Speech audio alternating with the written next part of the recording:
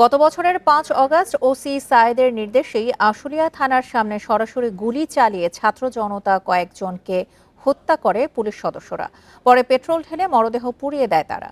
আন্তর্জাতিক অপরাধ ট্রাইব্যুনাল ২-এ সাক্ষ্য দেন রাজসাক্ষী এসআই আফজালুল হক। সাক্ষ্যদানের সময় তিনি বিস্তারিত ঘটনা তুলে ধরেন।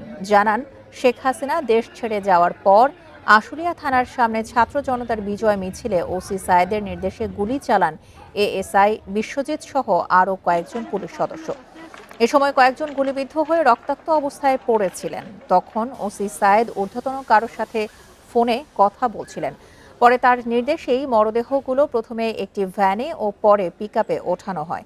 এ সময় আফজালুল তার পিস্তল সাথে নিয়ে থানা ত্যাগ করেন। 10 দিন পর 15ই অগস্ট থানায় অস্ত্র জমা দেওয়ার সময় তিনি জানতে পারেন ওসি সায়েদ ও বিশ্বজিৎ সহ অন্যরা পেট্রোল দিয়ে মরদেহগুলো পুড়িয়ে দেয়। বিবেকের তাড়নায় রাজসাক্ষী হয়েছেন জানিয়ে শহীদ পরিবার ও ট্রাইব্যুনালের কাছে ক্ষমা চান আফজালুল।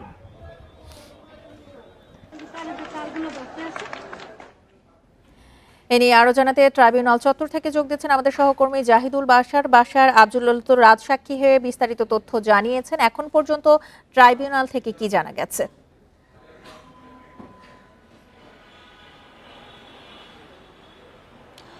দেখুন, এই আশুলিয়ায় যে 6 মরদেহ পোড়ানোর যেই মামলা, এই মামলাটি জুলাই আন্দোলনের যেই প্রধানত যে কয়টা মামলা রয়েছে তার মধ্যে একটি। এর কারণ হচ্ছে এই একই অভিযোগকে কিন্তু গত পরশুদিন শেখ হাসিনার যেই মৃত্যুদণ্ড দেওয়া হলো, একই সাথে আসাদুজ্জামান খান কামালের যে মৃত্যুদণ্ড দেওয়া হলো সাবেক স্বরাষ্ট্রমন্ত্রী, তার মধ্যে একটা অভিযোগ কিন্তু এই আসলে মরদেহ পোড়ানো ছিল।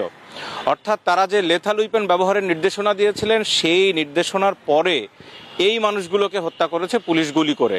সেই চার্জ কিন্তু সেখানেও প্রমাণিত হয়েছিল। কিন্তু আজকে যে মামলা, সেই মামলাটি হচ্ছে ওই ঘটনারই কিন্তু আলাদা মামলা। এখানে তারা আসামি নেই, এখানে অন্যান্য পুলিশ সদস্য এবং সাভারের যে সাবেক এমপি সাইফুল ইসলাম সহ অন্যরা আসামি রয়েছেন।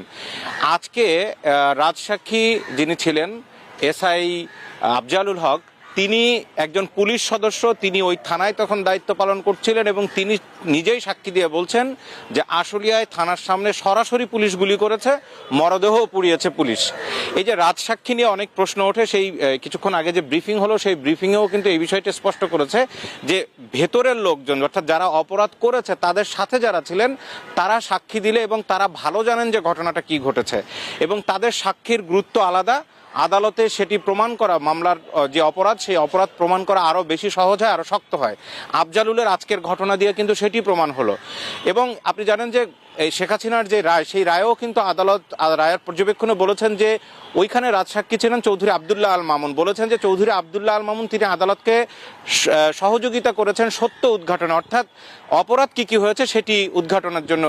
আজ এই মামলায় আফজালুল হক যিনি এসআই, তিনিও কিন্তু সেই আদালতকে সহযোগিতার জন্যই তিনি রাজসাক্ষীর প্রস্তাব দিয়েছেন এবং আদালত সেটি গ্রহণ করে তার সাক্ষ্য আজকে গ্রহণ করা হয়েছে। তিনি স্পষ্ট করে জানিয়েছেন তিনি সেখানে কি হয়েছে। কিন্তু একটি বিষয়, যখন মরদেহগুলো পোড়ানো হয় তিনি সেখানে ছিলেন না। অর্থাৎ তিনি বলছেন যে শেখ হাসিনা পালিয়ে যাওয়ার এই খবরের পরে, তার ভাষ্য অনুযায়ী, যখন চতুর্দিকে আনন্দ মিছিল হচ্ছিল তখন 2টার পরে ছাত্র জনতা তারা আশুলিয়ার থানার দিকে মিছিল নিয়ে আসছিল। সেখানে ওই থানার যিনি এসআই দুঃখিত ওসি সায়েদ, তিনি সরাসরি গুলির নির্দেশনা দিয়েছেন, এটি তিনি শুনেছেন, আদালতে তিনি তাই দাবি করেছেন। সেখানে অন্য পুলিশ সদস্য বিশ্বজিৎ, যিনি গ্রেপ্তার রয়েছেন, সহ অন্যরা সরাসরি গুলি করে এবং তিনি অনেক লাশ পড়ে থাকতে দেখেন, অর্থাৎ রক্তাক্ত দেহ পড়েছিল। পরবর্তীতে কিন্তু তিনি বলেছেন যে এই পরিস্থিতি দেখে তিনি দেখেন যে তখন ওসি অন্য অনেক পুলিশ সদস্যের সাথে এই মরদেহগুলো কি করা হবে বা হবে এই পরিস্থিতিতে সেটি নিয়ে যখন তারা আলাপ আলোচনা করছিলেন, এই সময় তিনি নিজে থানা ছেড়ে সরে যান, অর্থাৎ থানা থেকে চলে যান। যাওয়ার সময় তিনি পুলিশের যে ড্রেস সেটি রেখে যান, তার যে ভেস্ট ছিল বুলেট প্রুফ ভেস্ট সেটিও রেখে যান, রেখে শুধুমাত্র পিস্তলটি সাথে করে নিয়ে তিনি থানা থেকে চলে যান। এই পর্যন্ত তিনি ওই দিনের ঘটনা জানেন।